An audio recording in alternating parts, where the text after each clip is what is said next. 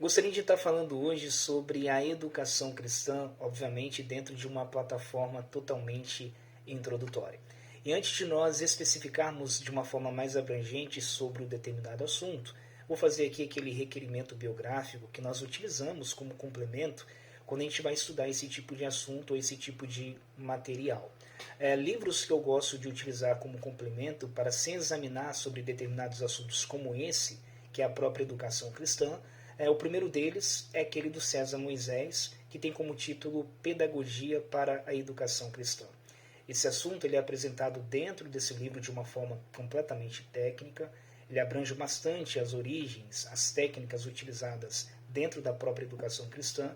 Eu acredito que é um livro que vai servir de bastante complemento para a sua análise sobre esse assunto. Outro livro é do Cláudio Honor de Andrade, que tem como título Teologia da Educação Cristã. Dentro desse livro, o próprio assunto é desenvolvido como de maneira mais terminológica, se assim nós podemos dizer, né? É um assunto que aparece mais dentro do campo teológico, como que a educação cristã ela se aplica nesses parâmetros da teologia. Ambos os livros eles podem ser encontrados dentro da própria editora da CPAD, porque ambos os escritores eles são dessa editora. Quando nós falamos acerca da educação cristã, obviamente que a própria educação em si ela é uma ferramenta pedagógica e tecnológica que serve exatamente para transmitir conhecimento, passar ali informações e conteúdos para a pessoa que está recebendo os ensinamentos e a própria educação em si. Então a educação no seu sentido primário, nós podemos resumir que ela significa transmitir conhecimento, transmitir informações. Mas quando nós falamos sobre uma educação cristã, o sentido primário dessa palavra ela tem uma significância um pouco mais diferente. O objetivo da educação cristã não é apenas transmitir conhecimento ou informações. O objetivo da educação cristã ela trabalha exatamente com o processo de desenvolvimento da vida do ser humano. A educação cristã ela tem como objetivo primário acompanhar o desenvolvimento do ser humano tanto da sua fase infantil, ou seja, desde quando ele era criança, até a sua fase adulta. Porque existe uma diferença um pouco mais, digamos assim, especificada sobre o que é educação e sobre o que é educação cristã. A educação em si, no seu sentido primário, ela significa exatamente uma ferramenta pedagógica para transmitir conhecimentos informativos. E a educação cristã, ela trabalha exatamente com uma base argumentativa de transmissão de valores, sejam eles espirituais ou sejam eles morais. E quando nós falamos de valores morais, esse é o sentido primário da educação cristã.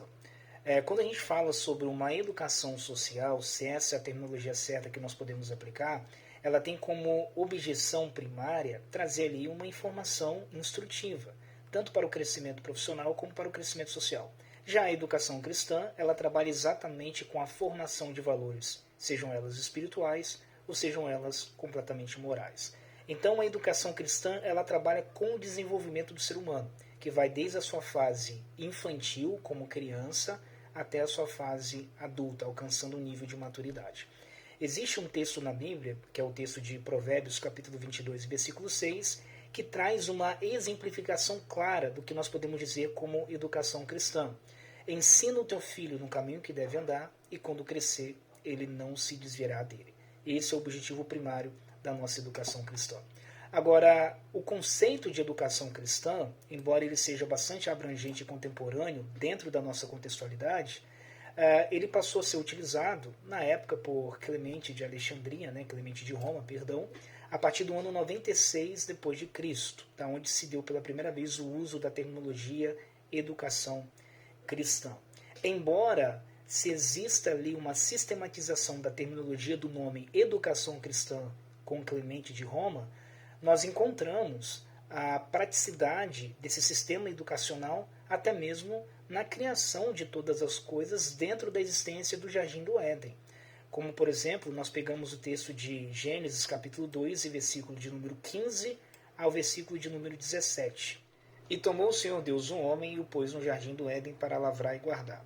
E ordenou o Senhor Deus um homem, dizendo: de toda árvore do jardim comerás livremente, mas a árvore do conhecimento do bem e do mal não comerás, porque no dia que delas comeres, certamente morrerá. Aqui nós encontramos os primeiros sistemas educacionais que Deus estabelece através dos nossos progenitores, que foram Adão e Eva, dentro do Jardim do Éden. E esse sistema educacional ele está baseado em pelo menos 4 conceitos. O primeiro deles é o conceito de deveres. Deus estabelece isso no versículo 15, quando ele fala que o homem ele foi colocado no jardim exatamente para cuidar da terra. O segundo sistema educacional, baseado no conceito de direito. No versículo 16, Deus estabelece um direito ao homem, dizendo que ele poderia comer de todo o fruto, de toda a árvore, livremente que existia no jardim. Deus dá direito, Deus concede isso ao homem. O terceiro sistema educacional baseado em termos, nós encontramos que são as restrições e as punições. Na primeira estrofe do versículo 17, quando ele diz que ele não poderia comer da árvore do conhecimento do bem e do mal. Deus estabelece ali uma restrição.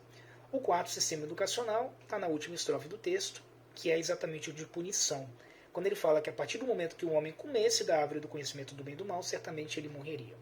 Esses 4 termos educacionais encontrados ali no início da história da humanidade, através dos nossos progenitores, Adão e Eva, eles estão presentes em toda a esfera social da humanidade, que é o sistema educacional de deveres, direitos, restrições e punições. Esses 4 sistemas educacionais existem dentro de empresas, existem dentro de ambientes domésticos, existem em toda a esfera social da nossa humanidade. Agora, falando sobre esse sistema educacional dentro do contexto do Antigo Testamento, nós podemos deduzir como uma educação religiosa cristã encontrada no Antigo Testamento.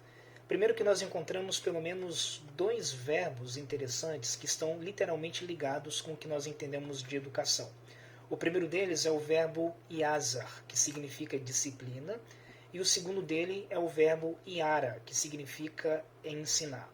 Ambos os verbos aparecem mais de 2.000 vezes no Antigo Testamento, para nós entendermos como que a própria Escritura em si, ela dá ênfase ao que nós entendemos acerca de ensino e de educação. Quando a gente faz uma narrativa mais abrangente da educação no Antigo Testamento, nós vemos desde a história da criação da humanidade, dado por nossos progenitores Adão e Eva, até também a saída do povo de Israel, conhecido como nação, do Egito no ano 1445 a.C., nós encontramos claramente um sistema educacional. Primeiro, nós temos ali os nossos progenitores, Adão e Eva, Gênesis capítulo 12 e versículo 15 adiante. Nós temos os patriarcas, de onde a educação cristã era transmitida de maneira oral, Gênesis capítulo 12, Gênesis capítulo 26 e Gênesis capítulo 28. E por fim nós temos Moisés como legislador, onde a educação ela passa a ser transmitida de maneira escrita, Êxodo capítulo 2, a partir do versículo de número 23. Quando Deus levanta Moisés dentro do período da dispensação mosaica, Deus estabelece leis que não eram apenas de tradições orais, mas leis que se tornariam escritas e que logo depois se tornariam um sistema educacional para o povo. Moisés foi aquele que escreveu a palavra, a lei de Deus. Êxodo capítulo 24 descreve claramente sobre isso. Então Deus concede a Moisés um sistema educacional.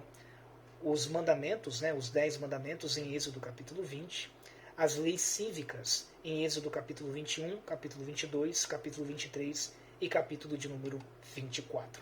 O sistema educacional dentro do Antigo Testamento era um assunto bastante abrangente. Não é à toa que uma criança ela recebia logo no seu nascimento, a partir do momento que ela começasse a entender a realidade das coisas, uma instrução clara sobre as cerimônias e sobre as festas anuais, como por exemplo a própria festa da Páscoa. Nós encontramos em Êxodo capítulo 12, versículo 26, uma instrução dada para a criança do porquê que era comemorado ali tanto a cerimônia como também o dia guardado para se celebrar a Páscoa. Se passava toda uma instrução sobre a significância desse dia.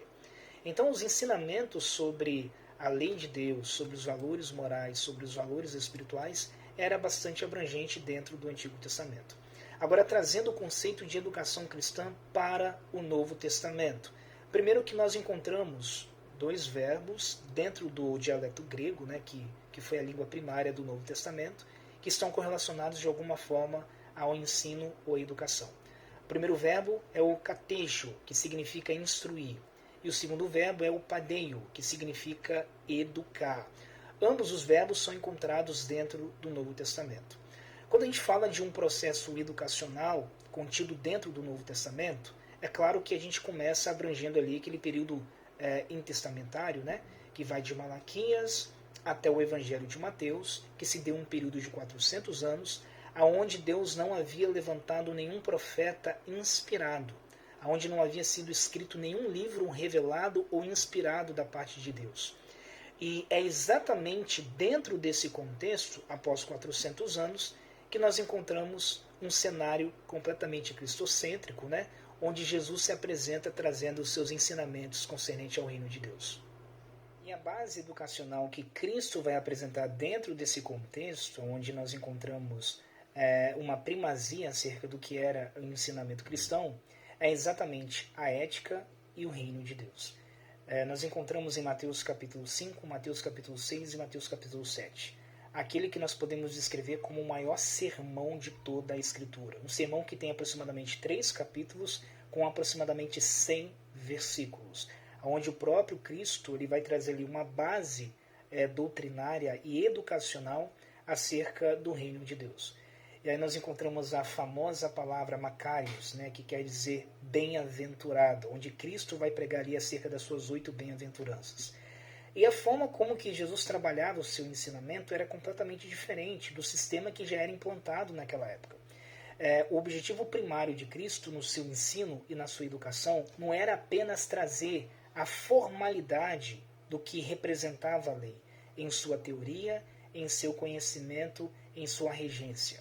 A primazia de Cristo no seu ensinamento era de trazer exatamente a praticidade da lei e a mudança que ela poderia gerar. Tanto que em Mateus capítulo 5, e versículo de número 17 adiante, muitos revogaram dizendo que Cristo estava abolindo a lei. E ele fala, eu não vim abolir, mas eu vim fazer cumprir a lei. Ou seja, ele veio trazer sentido à lei de Cristo. O que ela significava para o contexto de humanidade. E aí nós encontramos um ensinamento de Cristo baseado tanto na realidade do que era a educação cristã, ou seja, com base dos ensinamentos da lei, como também no sentido relacional, mostrando a teoria da lei e a relação que a lei poderia produzir quando ela era praticada, ou seja, os resultados que ela poderia produzir. Por essa razão que os ensinamentos de Cristo eram totalmente diferentes do sistema farisaico que existia naquela época, porque eles ensinavam a lei como algo teórico, como um ensinamento relacionado a uma instrução de conhecimento. Mas Jesus ensinava a praticidade e o que realmente a lei poderia produzir se realmente ela fosse colocada como evidência prática. E aí ele termina o seu sermão no capítulo 7, versículo 28, quando muitos diziam, esse homem fala com autoridade, ele ensina completamente diferente dos fariseus, porque ele não apenas recitava, mas ele trazia sentido toda a palavra de Deus. Essa era a base dos ensinamentos de Jesus. Além de Cristo, nós também encontramos um sistema educacional no Novo Testamento trabalhado com a cultura judaica, né? E aí a gente começa a observar como que era a educação judaica dentro do sistema educacional. Uma criança, aos 5 anos de idade, aproximadamente dos 5 aos 6, ela começava a aprender ali toda a lei do Antigo Testamento, que era conhecido como a Torá, os 5 primeiros livros. Ela estudava a poesia, ela estudava os livros históricos e a história do seu povo, e ela estudava acerca das cerimônias. A partir dos 10 anos até os 15 anos de idade, ela estudava sobre as tradições da lei oral, as suas interpretações, e ao mesmo tempo ela estudava acerca das tradições dos anciões. E ambos os ensinamentos eram dados no que nós podemos entender como sinagoga, né? A sinagoga era um costume que se estabeleceu dentro da cultura judaica, que se deu a partir do ano 539 a.C., quando o povo sai do exílio babilônico sobre o império da Síria, né? O império medo-persa, vamos dizer assim, nós podemos dizer, o império medo-persa. E aí se estabelece esse princípio de cultura, onde as pessoas eram ensinadas nas sinagogas, como por exemplo, era bastante comum naquele tempo os ensinamentos serem dados nessas sinagogas. Esse costume de ensinamento educacional que se dava pelas sinagogas, que era uma espécie de congregação eclesiástica, né? Como se fosse uma igreja dentro da nossa contextualidade. Ele se difundiu cada vez mais. Por exemplo, na grande viagem missionária de Paulo, como descrito no livro de Atos. Todas as vezes que Paulo chegava numa cidade, a primeira localidade que ele se aproximava a buscar era exatamente uma sinagoga. Em Atos capítulo 17, quando Paulo chega na cidade de Tessalônica, ele procura uma sinagoga. Em Atos capítulo 18, quando Paulo chega na cidade de Éfeso, ele procura uma sinagoga. Em Atos capítulo 19, quando Paulo chega na cidade, se eu não me engano, de Corinto, ele vai procurar também uma sinagoga. Então, todas as vezes que Paulo ele se aproximava de uma sinagoga, ele se aproximava exatamente para trabalhar com o método de estudo e de educação cristã. E nós temos um exemplo claro disso em Atos capítulo 17, quando o texto diz que ele disputava com os fariseus acerca de Cristo nas Escrituras. Ou seja, tinha uma ação pedagógica ali. Agora, falando um pouco mais sobre a questão da prática do ensino no que tange a educação cristã. Aqui nós temos dois termos técnicos. O primeiro deles é a epistemologia e o segundo dele é a didática. Esses dois termos técnicos, eles trabalham em comum acordo, eles são correlacionados. O que significa a epistemologia? A epistemologia é uma ferramenta pedagógica que trabalha com a teoria do conhecimento. Por exemplo, na epistemologia se estuda a linguística, se estuda o socialismo e principalmente as narrativas educacionais. Uma pessoa que está trabalhando com ensino, ele precisa examinar e ele precisa conhecer o campo onde ele vai estar inserido. E aí entra exatamente a epistemologia, que é um conhecimento de informação, que é um conhecimento teórico sobre um determinado assunto para que ele possa ter embasamento para falar com mais autoridade. O segundo é exatamente a didática. Nós podemos dizer que a didática é a arte de descrever de forma plenamente objetiva e de uma forma totalmente prática o conhecimento educacional que você está querendo transmitir. É quando você trabalha com uma argumentação de conhecimento de uma forma totalmente mais prática. É quando você trabalha com a contextualização daquilo que você está ensinando, colocando exemplos práticos, exemplificando, simplificando, para que a pessoa possa ter um discernimento sobre o que você de fato está ensinando. Logo, nós podemos resumir que a educação cristã ela trabalha exatamente com essas finalidades. Ela transmite conhecimento e, ao mesmo tempo, ela trabalha com o desenvolvimento e o processo de mudança da pessoa através dos valores morais e cristãos que são ensinados exclusivamente pela educação cristã. Uma educação social, ela não trabalha com valores espirituais e morais. Uma educação cristã, ela trabalha sim com valores morais e espirituais. É por essa razão que a gente exemplifica e exalta a importância de se ensinar a educação cristã dentro da nossa contextualidade. A principal base da educação cristã se dá exatamente pela Escritura.